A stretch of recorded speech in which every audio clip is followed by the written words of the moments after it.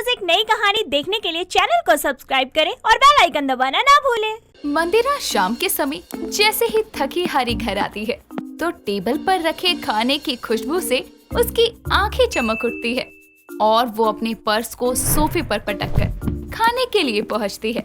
Table पर gravy से भरे मंचूरियन रखे देखकर उसके मुंह में पानी आने लगता है। तभी उसकी माँ शालिनी कहती है, मंदिरा बेटा, पहले हाथ मुंह तो धो ले, आते ही खाना खाने चली आई। माँ, अपने खाने में मंचूरियन बनाया है। थैंक यू माँ। बिजी रहने के कारण मैंने मंचूरियन के टेस्ट को कितना मिस किया। ओह, आज तो बल्ले बल्ले है। अरे माँ, रोज ही तो हाथ मुंह धोकर खाती हूँ और आज तो खाने के लिए इंतजार नहीं कर सकती। वैसे कौन से मंचूरियन है, गोभी या मशरूम के? अरे मैं भी क्या पूछ रही हूँ, खाकर ही देख लेती हूँ ना। हाँ, मंचूरियन। क्या मंचूरी क्या लगा रखा है? मैंने तो घिया के कोफ्ते बनाए हैं। ये सुनकर मंदिरा का हंसता खिलखिलाता चेहरा गम के सागर में डूब जाता है और वो अपनी माँ को घूरते हुए कहती है, अरमानों पर पानी फेरना तो कोई आपसे सीखे। मतलब डिट्टो मंचूरियन जैसे दिख रहे हैं आपके कोफ्ते। हाँ तो वही समझकर खा ले, पर खाने तो यही पड़ेंगे। रहने दो माँ, ये घिया के कोफ्ते मंचूरियन जैसे दिख सकते हैं, लेकिन इसमें मंचूरियन का स्वाद नहीं है। स्वाद तो घिया का ही आएगा ना। मेरी तो सारी भूख ही मर गई। ये लड़की भी ना। अरे सुन। मंदिरा अपनी माँ की बात सुने बिना ही कमरे में चली जाती है। मंदिरा मंचूरियन खाने की बहुत बड़ी दीवानी थी। मंचूरियन की हर वैरायटी उसने चखी थी। एक दिन वो लंच के समय online mix veg Manchurian order करती है और कुछ देर में जब पार्सल आता है तो वो फट से उसे खाने बैठ जाती है। तभी उसकी माँ उसे ताने देते हुए कहती है, यहाँ महंगाई आसमान छू रही है और ये महारानी अंट शंट ठूसने में खर्चा कर रही है। ओहो माँ, खर्चा भी तो अपने पैसों से कर रही हूँ ना, आपको क्या दिक्कत है? मतलब कमा रही है तो क्या खाने में ही फालतू का खर्चा करेगी? गधी कहीं की। अभी खाते हुए ताने मारने आई हो क्या? खाने भी तो दो। जी नहीं, मैं तो कहने आई थी कि 2-4 दिन में गांव जाना है तो टिकट करवा लियो ट्रेन की और ऑफिस में भी छुट्टी की अर्जी डाल दियो। गांव? पर अचानक क्यों? अरे अचानक का क्या मतलब है? 5 साल हो गए गांव गए हुए। वहाँ की जमीन जायदाद खेत खलियानों की खोज खबर तो लेनी ही पड़ेगी ना, वरना तेरी बुआ ताने मार मार कर मुझे वहीं से परेशान करती रहेगी। इसलिए याद से टिकट करवा लियो। शालिनी के कहे अनुसार मंदिरा गांव जाने की टिकट बुक कर देती है। 2 हफ्ते बाद दोनों माँ बेटी गांव अपनी बुआ के यहाँ पहुँचते हैं। मंदिरा अपनी बुआ को आवाज देकर बुलाती है, लेकिन घर में कोई नहीं होता। तभी पीछे से उसकी बुआ लाजवंती कहती है, आ गई दोनों माँ बेटी। मुझे तो लगा इस बार भी गांव की सुध लेने नहीं आएंगी। क्यों भाभी? ऐसी कोई बात ना है जिज्जी, वो जब से इसकी नौकरी लगी है ना, छुट्टी नहीं मिल रही थी। बहाने बनाने में तुमसे बढ़कर कोई ना है भाभी। चलो थक गई होगी, अंदर चलो, गरम गरम भजिया खिलाती हूँ। बुआ, फूफा जी कहीं दिखाई नहीं दे रहे। कैसे दिखाई देंगे? दुकान पर जो बैठा के आई हूँ उनको। दुकान? हाँ, भजिया और पकौड़ों की दुकान है ना हमारी। अच्छा जीजी, आपने तो कभी बताया नहीं दुकान के बारे में। तभी तो कहती हूँ, साल में गांव का एक चक्कर लगा लिया करो, सब खुद ही पता चल जाएगा। तभी वो तीनों घर के अंदर जाते हैं। समय बीतता है। एक दिन गांव घूमते हुए मंदिरा अपनी बुआ की दुकान पर पहुंचती है, जहां लोगों की बहुत भीड़ लगी हुई थी। तभी वो दुकान में जाकर अपनी बुआ से कहती है, बुआ, आपके बनाए पकौड़े तो बड़े मशहूर है गांव में। मतलब कितनी भीड़ लगी है और फूफा जी तो लगातार लोगों को पकौड़े दिए जा रहे हैं। अरे मशहूर कैसे नहीं होंगे, हर तरह के पकौड़े बनाती हूँ, वो भी खट्टी मीठी चटनी के साथ। ले तू भी खा कर देख। ना बुआ जी, ये नहीं खाना। ये नहीं खाना तो क्या खाना है? बुआ, मुझे मंचूरियन खाना है। गांव में कहीं मिलते हैं क्या? मंचूरी? ऐसा भी कुछ खाने लायक होता है क्या? रुक, तेरे फूफा से पूछती हूँ। ए जी, ये गांव में कोई मंचूरी की दुकान लगाता है क्या बोल रही हो बागवान? हम तो नाम ही पहली बार सुने हैं। लगता है ये कोनो शहरी खाना है। अभी शहरी खाना गांव में कहाँ मिलता है बिटिया? सही कह रहे हो आप। मतलब जब तक गांव में रहूंगी मंचूरियन नहीं खा पाऊंगी। Oh shit. गांव में मंचूरियन ना मिल पाने के कारण मंचूरियन की दीवानी मंदिरा का तो मानो दिल ही नहीं लगता। एक दिन वो घर के बाहर उदास बैठी चने चबाते हुए फोन चला रही होती है। तभी वो YouTube पर घर पर मंचूरियन बनाने की रेसिपी देखकर कहती है, आहा, कितने मस्त लग रहे हैं। मन कर रहा है फोन से ही खा जाऊं। मुंह में पानी आ रहा है। वैसे देखने में स्वाद नहीं आएगा और इस गांव में तो कहीं मंचूरियन मिलता ही नहीं है। आज तो खुद ही ट्राई करने पड़ेंगे। चलो मंदिरा, तैयार हो जा। इतना कहकर वो अंदर जाती है और चूल्हा जलाकर फोन में देखते हुए मंचूरियन बनाने की ट्राई करती है। कुछ देर बाद जब सभी घर आते हैं तो देखते हैं कि मंदिरा पसीना पसीना हुए चूल्हे के सामने खाती हुई कुछ बना रही है। तभी उसकी माँ कहती है, चमत्कार, जिज्जी मेरी मंदिरा खाना बना रही है, वो भी चूल्हे पर। हाय हाय भाभी, आपने बोला था क्या इसे इतनी गर्मी में रसोई में घुसने को? देखो तो कितनी परेशान हो रही है। अरे मंदिरा बेटिया, तुम काहे खाना बना रही हो? उठो उठो। हाँ बस हो ही गया। माँ, बुआ, आज मैंने आप सबके लिए बढ़िया डिश बनाई है। जल्दी से फ्रेश होकर खाने बैठ जाओ। सभी हाथ मुंह धोकर खाने बैठ जाते हैं। तभी मंदिरा सभी को अपने हाथों से बनाया गोभी मंचूरियन परोसती है, जिसे खाते ही सब हैरान रह जाते हैं। तभी उसकी बुआ बोलती है, अरे बिटिया, ये क्या बनाया है तूने? गोभी मंचूरियन। क्यों, अच्छा नहीं बना बुआ? वो मैंने पहली बार बनाया है ना। अच्छा नहीं बेटिया, बहुत ही लाजवाब बना है। गोभी की ऐसी कोनो चीज हम पहले कभी खाए ही नहीं। का लाजवंती, सही कह रहे हैं ना? बिल्कुल जी, बहुत स्वाद की है ये मंचूरी। यही खाने का मन था ना तेरा दुकान में? हाय दया, मतलब इस मंचूरियन की लत के चलते तू गर्मी में चूल्हे के सामने पसीना पसीना होकर इतनी मेहनत कर रही थी। ये लड़की कितनी चटोरी हो गई है। हाँ तो अच्छा ही है ना, इसी बहाने मंदिरा बिटिया के हाथ का कुछ बढ़िया और नया खाने को नसीब हुआ। वैसे अगर ये मंचूरी को दुकान में बेचे तो लोग इसे खाकर पागल हो जाएंगे। ए जी, पहले खुद तो खाओ, लोगों को बाद में खिलाना, समझे?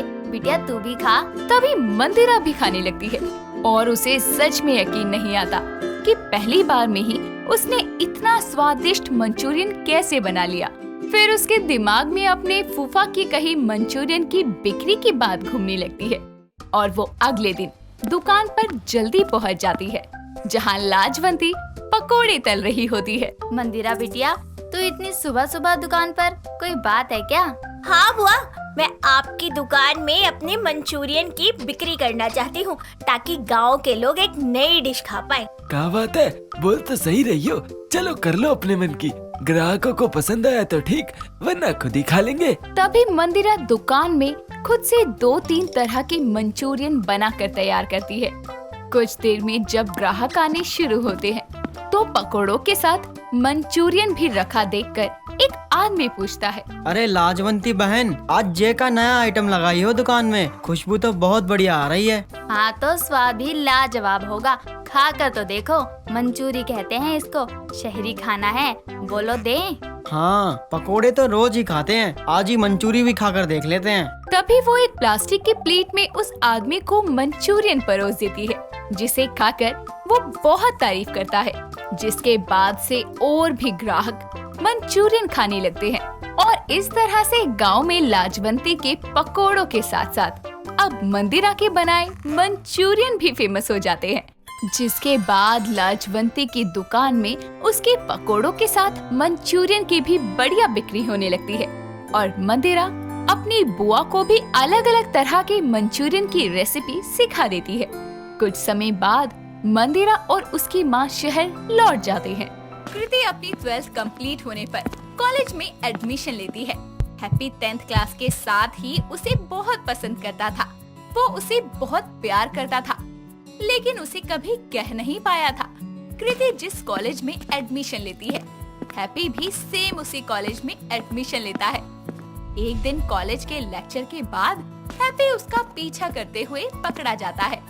कृति उसके कान पकड़ते हुए बोलती है, तुम मेरा कितने दिनों से पीछा कर रहे थे, ये मैं जानती हूँ। आवारा आशिक, तुम मेरे क्लासमेट थे ना? मेरे कान तो छोड़ो, मैं बताता हूँ। लो, मैंने छोड़ दिए। अब बताओ, क्या लोचा चल रहा है दिमाग में? देखो, मैं तुम्हें ऑनेस्टली सब कुछ बताता हूँ। मैं ना तुमसे नोट्स मांगने की कोशिश कर रहा था, लेकिन मैं कह नहीं पा रहा था। तुम सिर्फ नोट्स मांगने के लिए मेरा पीछा कर रहे थे? या तुम्हारा दिमाग खराब है क्या? मेरे सर पर सींग लगी हुई है क्या? वो एक्चुअली मुझे तुमसे डर लगता है, क्योंकि तुम्हें आवारा लड़के पसंद नहीं है ना। ओह, लेकिन मुझे तो तुम आवारा नजर नहीं आते, फिर ये आवारों की तरह हरकतें क्यों कर रहे हो? हाँ, मैंने कभी इससे पहले किसी लड़की का पीछा नहीं किया है। कोई नहीं, कल मैं सारे नोट्स दे दूंगी। सुनो कृति, एक बात और रह गई। अब क्या रह गया? अगर तुम बुरा ना मानो तो मुझे अपना नंबर दे दो। मुझे अगर आगे हेल्प चाहिए होगी तो मैं तुम्हें मैसेज या कॉल कर लूंगा। विश्वास कर सकती हो तुम मुझ पर? ओ बेटे, तेज चल रहे हो, पहले नोट्स अब नंबर, दाल में कुछ काला है। अगर तुम नहीं चाहती तो कोई बात नहीं। लिखो मेरा नंबर। कृति उसको अपना फोन नंबर देकर चली जाती है, जिसके बाद हैप्पी बहुत खुश होता है क्योंकि वो उससे अब बात कर सकता था। उसकी बातें सोच सोच कर वो खुद से बोलता है, यार कितनी औसम है वो, काश मेरी हो जाए बस। हैप्पी वहाँ से चला जाता है और शाम होने पर उसे कॉल करता है। ऐसे ही समय बीतता जाता है और हैप्पी और कृति बहुत अच्छे दोस्त बन जाते हैं। लेकिन हैप्पी सिर्फ दोस्ती नहीं चाहता था और आखिरकार एक दिन बहुत हिम्मत जुटाते हुए वो अपने दिल की बात को शेयर करने की सोचता है। वो उसे मिलने के लिए एक पार्क में अकेले बुलाता है और कुछ ही देर में वो पार्क में पहुंचती है और उसे ढूंढने लगती है। एक पेड़ के पीछे खड़ा होकर हैप्पी उसका इंतजार कर रहा था। उसे सरप्राइज करने के लिए वो गुलाब का फूल लेकर आया था। वो उसके सामने आता है और उसे देखकर कृति बोलती है, यहाँ क्यों बुलाया मुझे अकेले? कोई प्रॉब्लम है क्या? नहीं, प्रॉब्लम तो नहीं, लेकिन तुम्हें कुछ बताना चाहता हूँ। क्या बताना है?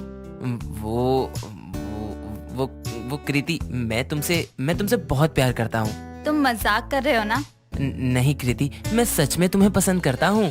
सच में? अब मैं कैसे साबित करूँ अपने इश्क को? मुझे पता था बच्चू, मैं पहले से ही जानती थी तुम्हारी फीलिंग्स को, और तुम्हें ये फीलिंग कब से थी ये भी पता था मुझे। तो फिर मुझे कभी बताया क्यों नहीं? वैसे तो मैं आवारा लड़कों को अपने आसपास भी नहीं भटकने देती, लेकिन तुम मुझे शुरू से ही अच्छे लगते हो, सिर्फ तुम्हारे सिंपल एंड नेचुरल बिहेवियर की वजह से।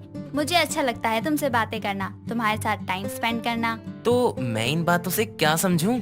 जब लड़की इतना सब कुछ बोल रही है तो तुम्हें इशारा मिल जाना चाहिए। Means you also love me. ये हैप्पी इतना बोलकर उसके गले मिलता है और दोनों की कहानी पटरी पर आ जाती है। धीरे धीरे वो दोनों बहुत क्लोज हो जाते हैं। उनकी बातचीत और मिलना जुलना अब थोड़ा बढ़ जाता है। एक दिन ऐसे ही वो पार्क में साथ में बैठकर बातें कर रहे थे। कृति की पड़ोस की आंटी उसे देख लेती है और वो कृति के घर वालों को उसके बारे में बता देती है। शाम होने पर कृति जब घर आती है तो घर के सभी लोग एक साथ गुस्से में बैठे हुए थे। कृति अपनी माँ ललिता के गुस्सा होने की वजह पूछते हुए बोलती है, क्या हुआ माँ, सब ठीक तो है ना? तू कहाँ से आ रही है? क्या हुआ माँ, मैं तो ट्यूशन क्लासेस गई थी। कृति की बात सुनकर उसका बड़ा भाई अमित उसे थप्पड़ मारते हुए बोलता है, अब तू हम लोगों से झूठ भी बोलने लगी है। पढ़ने गई थी तू, हम सभी को बेवकूफ बना बना कर रास रचा रही है। माँ, इसकी पढ़ाई लिखाई बंद कराओ। मैं अब और इस घर की इज्जत को मिट्टी में मिलने नहीं दे सकता। हाँ बेटा, तू सही कह रहा है, हमने ही इसे ज्यादा छूट दे रखी है। माँ, तुम इसे संभालो और मैं उस लड़के का दिमाग ठिकाने लगा कर आता हूँ। भैया, उसे कुछ मत करना, मैं आपके हाथ जोड़ती हूँ, उसकी कोई गलती नहीं है। तू उसकी तरफदारी मत कर। माँ, इसे अंदर ले जाओ, मैं अभी आता हूँ। बस मैं उसे मार कर ही दम लूंगा। भैया, मेरी सिर्फ एक बार बात सुन लो, बाकी आप जैसा बोलोगे मैं वैसा ही करूँगी। प्लीज उसे कुछ मत करो। हाँ, सिर्फ एक शर्त पर छोड़ सकता हूँ। तू उससे आज के बाद कभी नहीं मिलेगी। उसे हमेशा के लिए अपने दिमाग से निकाल दे। अगर आप यही चाहते हैं तो ठीक है, लेकिन उसके साथ आप कुछ भी नहीं करेंगे। हाँ, मैं वादा करता हूँ मैं उसे कुछ नहीं करूँगा। लेकिन अगर वो तेरे आसपास भी भटकता नजर आया तो उसकी अर्थी मेरे हाथों ही उठेगी। अमित और ललिता इतना बोलकर चले जाते हैं। कृति रोते हुए अपने कमरे में जाती है। वो उसका नंबर अपने फोन से ब्लॉक कर देती है। कुछ दिन लगातार थोड़ा भी कांटेक्ट ना रहने पर हैप्पी बहुत परेशान हो जाता है और कुछ दिन बीत जाते हैं। लेकिन जब बर्दाश्त की हद के पार हो जाता है तो वो उसके घर जाने का फैसला लेता है। वो उसके घर जाकर ललिता से मिलता है और वो उसे देखकर बोलती है, कौन हो तुम? अमित के दोस्त हो? मुझे कृति से मिलना है। हैप्पी की आवाज सुनकर कृति दौड़कर आती है और उसके गले लग जाती है। तभी वहाँ अमित आता है। और उसको गले मिलते देखकर वो गुस्से से बोलता है। कृति, ये सब क्या हो रहा है? मैंने तुझे मना किया था इससे मिलने को। हम दोनों एक दूसरे से प्यार करते हैं, हम दोनों जिंदगी भर साथ रहना चाहते हैं। भैया, हैप्पी अच्छा लड़का है, आप मान जाइए ना। खामोश रहो तुम दोनों। अमित गुस्से से हैप्पी को मारने लगता है। ललिता कृति को उसके कमरे में ले जाकर बंद कर देती है। हैप्पी को बुरी तरह पीटने के बाद अमित उसे उसके घर छोड़ के आता है और उसके घर वालों के पास जाकर धमकी देता है। उसकी ये हालत देखकर उसके घर वाले डर जाते हैं। कुछ दिन बाद हैप्पी की चोट ठीक हो जाती है। एक रात वो चुपके से कृति के घर में घुस जाता है और उसके कमरे में जाकर उसके साथ घर छोड़ने की बात करता है। रातों ही रात दोनों घर से गायब हो जाते हैं।